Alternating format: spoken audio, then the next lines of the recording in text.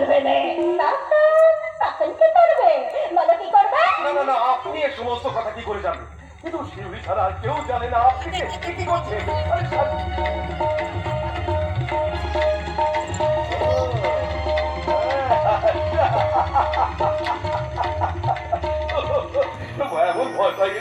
প্রভাত, আমি তোমাকে এতদিন ধরে ভালোবাসি, কিন্তু মানুষ হিসেবে আমি কিন্তু তোমাকে এখনো ঠিক করে চিনতে পারিনি। তাই তো বিয়ের দিন গায়ে হলুদ মেখে বিয়ের রীতিনীতি বন্ধ করে আমাকে এখানে ছুটে আসতে হলো, কারণ তুমি আমাকে এখানে ডেকে পাঠিয়েছো কোষ্ঠী বিচারের জন্য। বিজ্ঞান প্রযুক্তি যেখানে এত উন্নত, সেখানে বিয়ের আগে রক্ত পরীক্ষা না করে কোষ্ঠী বিচারের জন্য আমাকে ডেকে পাঠালে। তার তো কেউ নয়, একজন সায়েন্সের প্রাইভেট টিচার। কতবার তোমাকে বলেছিলাম বিয়ের আগে রক্ত পরীক্ষাটা করানো অত্যন্ত জরুরি। রক্ত পরীক্ষা করিয়ে নাও প্রভাত, শুনলে না আমার একটা কথা, তুমি শুনলে না। বারবার তুমি বলেছো তুমি ব্লাড রিপোর্ট করাবে না, রিপোর্টে খারাপ কিছু হলে তুমি আগে সহ্যই করতে পারবে না। তুমি আমাকে বলেছো মরতে হলে আমরা দুজনে একসাথে মরবো। আমি তো এখানে হাজার হাজার থ্যালাসেমিয়া বাচ্চার জন্ম হচ্ছে, কত বাচ্চা কঠিন অসুখে আক্রান্ত হচ্ছে। স্বাস্থ্য দপ্তর বারবার বিজ্ঞাপনের মাধ্যমে মানুষকে সচেতন করার চেষ্টা করছে, কিন্তু মানুষের সেদিকে কোনো প্রক্ষেপে নেই। ভাবতে অবাক লাগে জানেন, 2026 সালে দাঁড়িয়ে মানুষ বিয়ের আগে কোষ্ঠী বিচার করায়, কিন্তু ব্লাড রিপোর্ট করায় না। আসলে বাবা মা এমন করে যে তুমি দেখো বাবা মার অবাধ ধরে তুমি তো জানো। তুমি কচি খোকা নাও প্রভাত, অনেক লেখাপড়া শিখেছো, একজন শিক্ষিত মানুষ তুমি। এত লেখাপড়া শিখে নিজের মা বাবাকে যদি বোঝাতে না পারো এই লেখাপড়ার মানে কি প্রভাত, এই শিক্ষার নামে কি বলতে পারো? তোমার মতো শিক্ষিতদের জন্যই না আমাদের দেশটার এই হাল প্রভাত। তার মানে তুমি কি বলতে চাও যদি শাস্ত্র মিথ্যে ভাগ্য মিথ্যে তাহলে শিবুর বোন মূল্য কি করে? একটা কথা শুনুন, পাশ করা একটি নাবালক ছেলেকে মিথ্যে চিপস চুরির অপবাদ দিয়েছিল একজন সিভিক ভলেন্টিয়ার। ওই মিথ্যে চিপস চুরির অপবাদ সহ্য করতে না পেরে ওই নাবালক ছেলেটা না আত্মহত্যা করেছিল। আপনি কি বলবেন জ্যোতিষী কাকা, এই নাবালক ছেলেটার আত্মহত্যা করাটা নাবালক ছেলেটার ভাগ্যতে লেখা ছিল বুঝি? 270 জন বিমান যাত্রী বিমান দুর্ঘটনায় একসাথে মারা যায় আহমেদাবাদে। আপনি কি বলবেন এই 270 জনের মৃত্যুটা 270 জনের ভাগ্যতে একসাথেই লেখা ছিল? গুজরাটের ভরতরায় 40 বছরের পুরনো সেতু ভেঙে অনেকগুলো মানুষ নদীর জলে পড়ে যায়, মানুষগুলোর সাথে সাথে প্রাণ পর্যন্ত হারানো। এই এত বড় একটা দুর্ঘটনা, এই এতগুলো মানুষের মৃত্যু, সবকিছু কি শুধু ভাগ্যতে লেখা থাকে জ্যোতিষী কাকা? তুমি যাই বলো জন্ম সময় যদি ঠিকঠাক বলতে পারে তাহলে জ্যোতিষশাস্ত্রের বিচার মিলতে বাধ্য। তাহলে আমার আরেকটা প্রশ্নের উত্তর দিন। এই পৃথিবীতে যে তারিখে রবীন্দ্রনাথ ঠাকুরের জন্ম হয়েছিল, এই পৃথিবীতে সেই দিন সেই তারিখে আর একটাও কি অন্য কোনো শিশু জন্মগ্রহণ করেনি জ্যোতিষী কাকা? তাহলে একটা রবীন্দ্রনাথ ঠাকুর কেন পৃথিবী বিখ্যাত কবি বলে? ওই দিন জন্মানো অন্য কোনো শিশু কেন পৃথিবী বিখ্যাত কবি হতে পারলো না জ্যোতিষী কাকা? আমার ভুল হয়ে গেছে, আমাকে তুমি ক্ষমা তোমার করো। কাছ থেকে এই ভুলটা আমি আশা করতে পারি না প্রভাত। জানো প্রভাত, ঘাটালের দাসপুরে একটা বিয়ে বাড়িকে উপলক্ষ করে কিছু মানুষ আনন্দ করার জন্য এমন করে বাজি পোড়ালো, ওই বাজির আগুনেরা তিনটে গরিব মানুষের ঘর চড়ে পুড়ে ছাই হয়ে গেল। ওই গরিব মানুষগুলো সারা জীবনের মতো নিঃস্ব হয়ে গেল। বলো না প্রভাত, দোষটা আসলটা, দোষটা কি সত্যি ভাগ্য, নাকি যারা এমন করে বাজি পোড়ালো দোষটা তাদের? আমি তোমাকে বলছি শিবুর বোনের মৃত্যুটা কোনো স্বাভাবিক মৃত্যু নয়, এর পেছনে গভীর রহস্য লুকিয়ে রয়েছে। ভালো করে অনুসন্ধান করলেই জানতে পারবেন এই মৃত্যু স্বাভাবিক মৃত্যু হতে পারে না প্রভাত। আমি এখন আসছি। দাঁড়ান জ্যোতিষী কাকা, আমি তো একবারে বলিনি আমি প্রভাতকে বিয়ে করবো না। জ্যোতিষী কাকা, আমি যে প্রভাতকে বড্ড ভালোবেসে ফেলেছি, তাই বিয়ে আমি প্রভাতকে করবো। তার জন্য সাথে করে কৌশিক আমি আমার সাথে নিয়ে এসেছি। জ্যোতিষী কাকা, সবাই আমাকে বড্ড ভয় দেখাচ্ছে, বলছে আমার ভাগ্য নাকি খুব খারাপ। জ্যোতিষী কাকা, আপনি তো ভালো করে গণনা করতে পারেন, তাই কোষ্ঠীটা নিয়ে না আমি আপনার কাছে চলে এলাম। জ্যোতিষী কাকা, আমার কোষ্ঠীটা বিচার করে বলুন না আমার ভাগ্যতে সবকিছু ঠিক আছে কিনা, দেখুন না।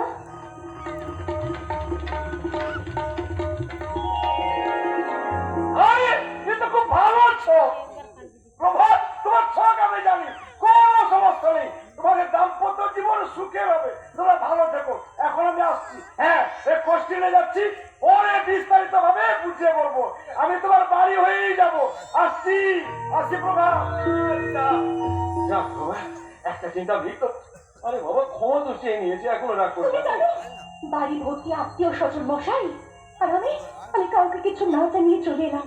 আমাকে এখন দেখতে না পেয়ে বাড়ির লোকেরা কত চিন্তা করবে বলো তো? কি করলে বলো তো তুমি? কাজটা কিন্তু তুমি ঠিক করো নি মশাই। আর আমার অবস্থাটা কি হয়েছিল বলতো? তুমি যদি ঠিক সময়ে ঘুড়ির ছদ্মবেশ না করতে, আজকে তো আমি মরি। না না প্রভাত, লক্ষ্মীকে আর কিছুক্ষণ পরে আমাদের দিনে মরার কথা তুমি আমার সামনে বলবে না। জানো প্রভাত, আজ আমি বুঝতে পেরেছি তুমি আমাকে কতটা ভালোবাসো। মেরে সনম তেরা कसम छोड़ेंगे अपना ये हाल, ये जिंदगी गुजरेगी हम तुम तुम्हारे साथ, अपना ये वादा तुमसे न होंगे जुदा। तुमसे मिलके ऐसा लगा, तुमसे मिलके अरमान हुए पूरे दिल के, ऐ मेरी तुमसे मिलके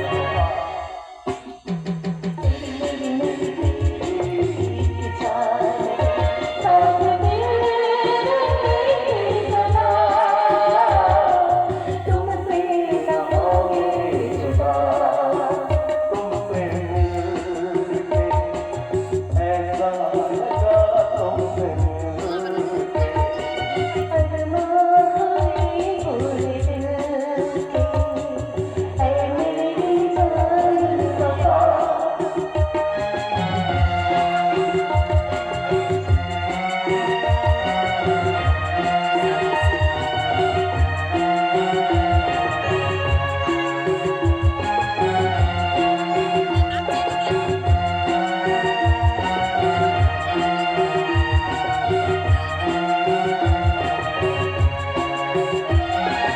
मैंने किया है रात दिन बसते रहे इंतजार, तेरे बिना आता नहीं एक पल मुझे असरार, हमदम मेरा मिल गया तुमसे न होंगे जुदा, हमदम मेरा मिल गया तुमसे न होंगे जुदा। तुमसे मिलके ऐसा लगा, तुमसे मिलके अरमान में पूरे दिल के, ऐ मेरी जान वफा। শিউলি! আরে বাবা, সবাই তোকে সেখানে খোঁজাখুঁজি করছে, আর তুই এখানে বিয়ের দিনে কেউ এমনি ভাবে আসি। আরে বাবা, ঠিক মতো করে গায়ে তো হলুদ মাখানো হয়নি, তাই তো সবাই হলুদ মাখানোর জন্য বাড়িতে অপেক্ষা করছে। আর এদিকে ক্যামেরাম্যান, সে তো একেবারে আমার কান ঝালাপালা করছে। দোষটা আমার দাদা, আজকের দিনে শিউলিকে এখানে ডাকা আমার একদম উচিত হয় না। প্লিজ আমাকে ক্ষমা করে দেবে। আরে না না না না, ক্ষমা চাওয়ার কোনো প্রয়োজন নেই।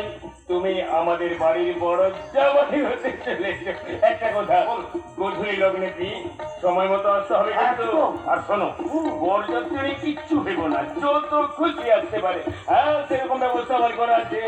আরেকটা কথা, হ্যাঁ, বাড়ির সকলের যেন আসা হয়, বুঝেছো?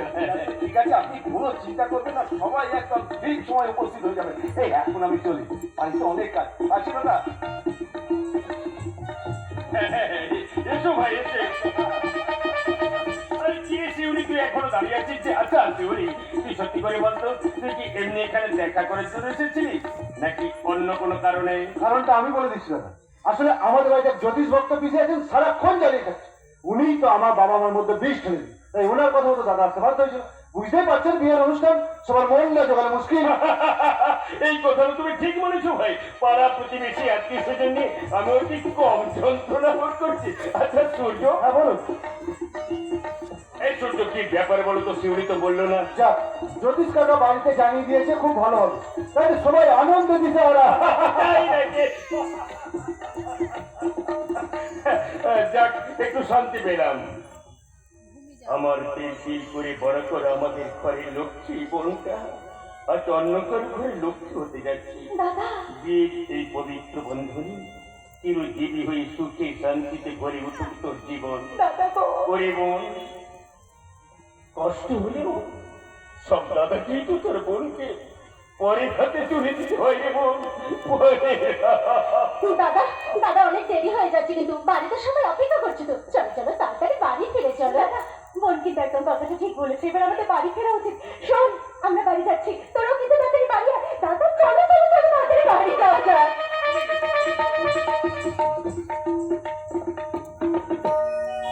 আরে বাবা, যা বলার তাড়াতাড়ি বলো। ভাই, তোমার সাথে দেখা করার জন্য আমি ছুটতে এলাম।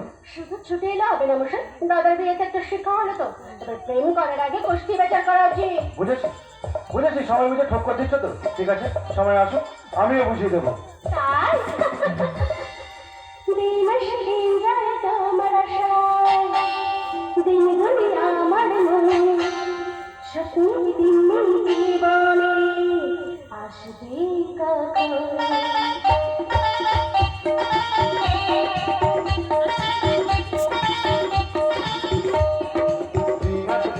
তোমার আশায় বটে আমার মন, স্বপ্নের দিনে জীবনে আসবে কখন।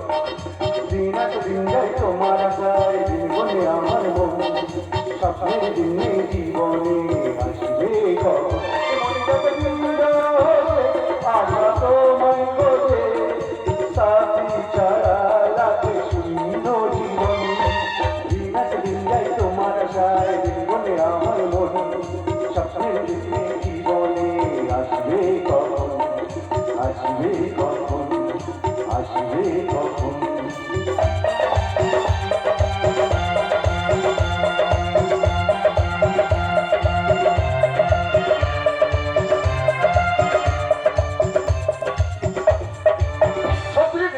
আমাদের নতুন বউ ভাগ্যলক্ষ্মী, গতকাল বিয়ে হয়েছে, আজ নতুন বউ বাড়িতে আসবে। আর আমি বউ ভাতের মার্কেট করতে এসে লটারির টিকিট কেটেছিলাম, আজ এই 1 কোটি টাকা উঠে গেল। কপাল কপাল, সবার কপাল বলো, আর আমার মনে পুরো কপাল এত বড় টিকিট একবার উঠলো না। কপাল কপাল, সবার কেটে গেল। এরকম করছো কেন দিদি? আমার টাকা উঠেছে, এতে তো তোমার খুশি হওয়ার কথা। কারণ জামাই বাবু মারা যাওয়ার পর তোমাকে এবং তোমার ছেলেকে আমার বাড়িতে এনে রেখেছি। তোমাদের সব দায় দায়িত্ব আমি নিয়েছি। তাছাড়া আমার ছেলে প্রভাত, তোমার ছেলে ভোলা, দুজনকে আমি সমান চোখে দেখিয়ে সবার চোখে দেখলেও দুই ব্যক্তি সমান হয়েছে।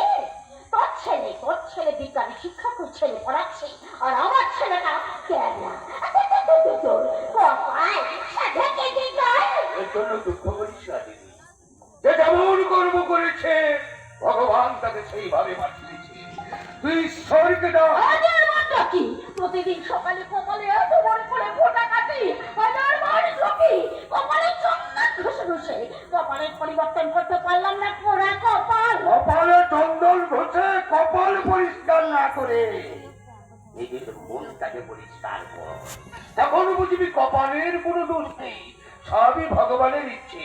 ভগবানকেই ডাক। দেখে তো আমার ভাগ্যটাই খারাপ। কপাল কপাল,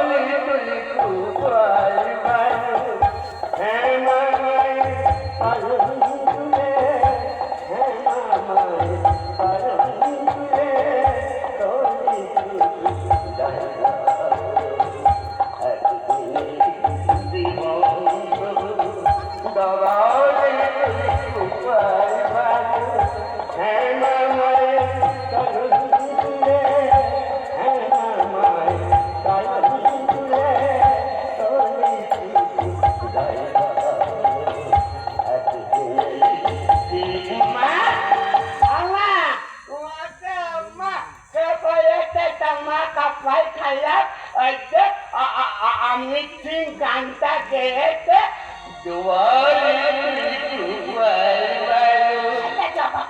আমি কথা নই। আমার ভাগ্য যদি এতই ভালো হতো তাহলে লটারি 1 কোটি টাকা ভয় না পেয়ে আমি পেতাম। ভাগ্য নয়, যার জন্য তোর মা রেগে যাচ্ছে।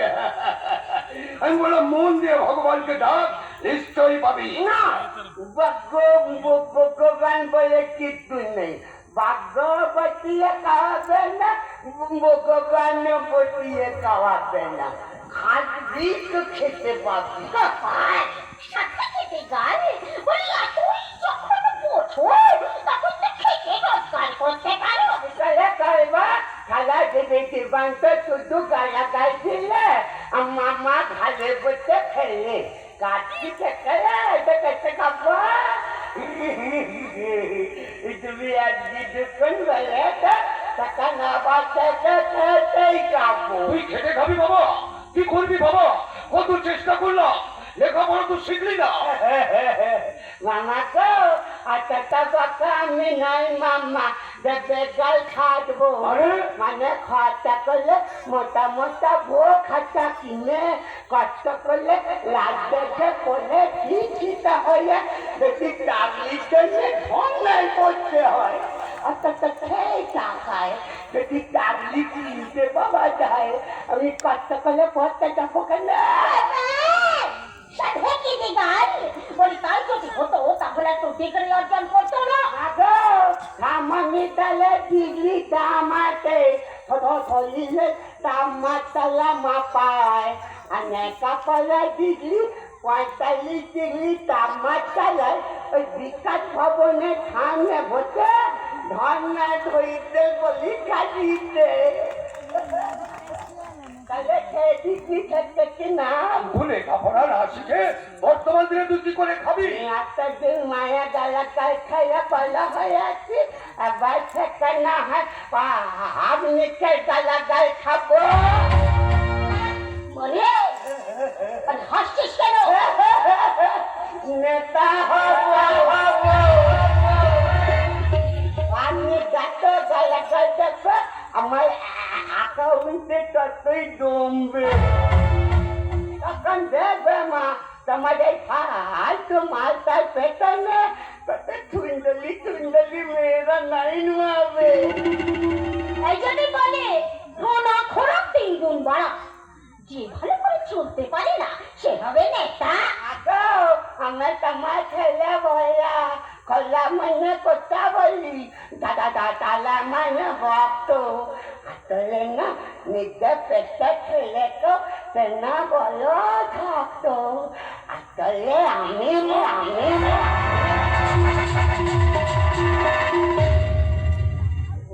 বল না প্রমাণ করলে দেখাবো। কি প্রমাণ করবি না ভোলা? প্রমাণ করব ভাগ্য ভগবান বলে কিছু নেই, খাজলে তবে খেতে পাওয়া যায়। তোর ধারণা ভুল ভোলা, তোর ধারণা ভুল।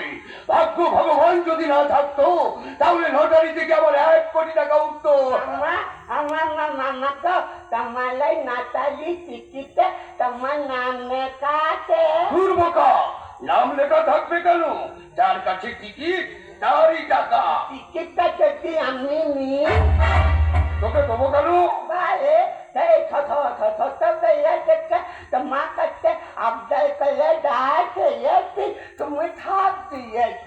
আজকে সামান্য একটা কাগজ চাইছি দেবে না? এটা সামান্য কাগজ নয় ভোলা, এর মূল্য 1 কোটি টাকা। দেবে না? আমার মামা গো আমার মামি খাই ছোটবেলাতে তাই তোমাকে খাই আবদার করলে আকাশে তাঁত ফেলে দিতে বলতাম, তাই তুমি খাই ফেলে দিতে পারবে না বলে আমাকে ভোলাবার জন্য একটা গান গাইছে। ও মামা আমাকে সেই গানটা গেয়ে একটু ভুলিয়ে দাও না মামা। কোন গানটা রে বাবা? সেই গানটা মেরি আকাশে কালো যাই থাকে যেখানে তার মামা রাখনা।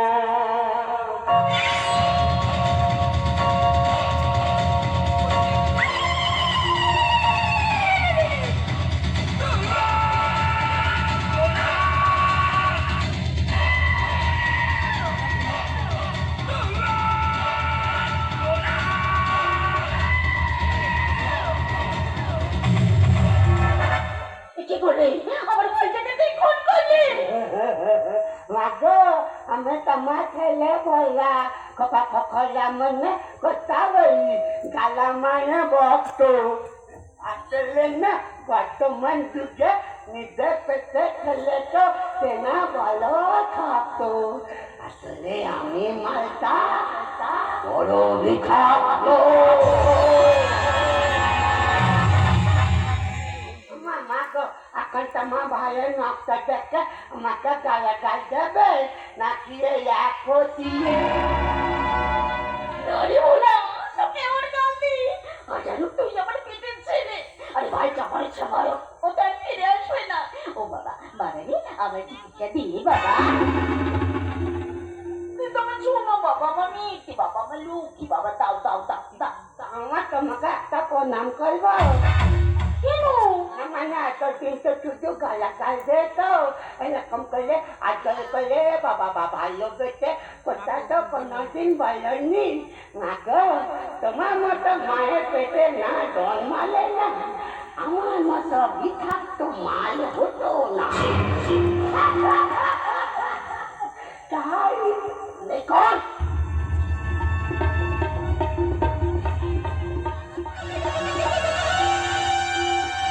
ফিরে প্রণাম করলি না? আজকে ঠিকলাম টাকা থাকলে আদর না থাকলে বাদর টাকাটা তো মামার কাছ থেকে পেলাম সেই জন্য প্রণামটা মামাকেই করলাম আচ্ছা ওমা ওমা আর কি হলো? চল চল ওমা চল আমরা মামা মামা বাড়ি চলে তাই চলবে এতক্ষণ হয়তো নতুন বউ এসে পড়বে